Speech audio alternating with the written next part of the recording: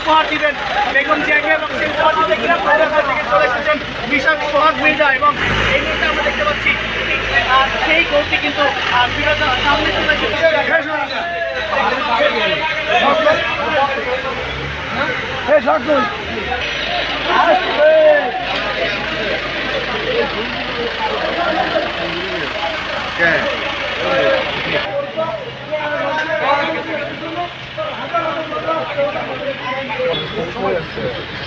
আমি আসছি নেত্রীর বাসায়, নেত্রীর গরু জমান উপহার, এই জন্য আসছি নিজের থেকে অনেক বাধা পড়তুরকম ফালাই রেখা, তারপর আসছি বহুত বাধা পড়ছে সামনে।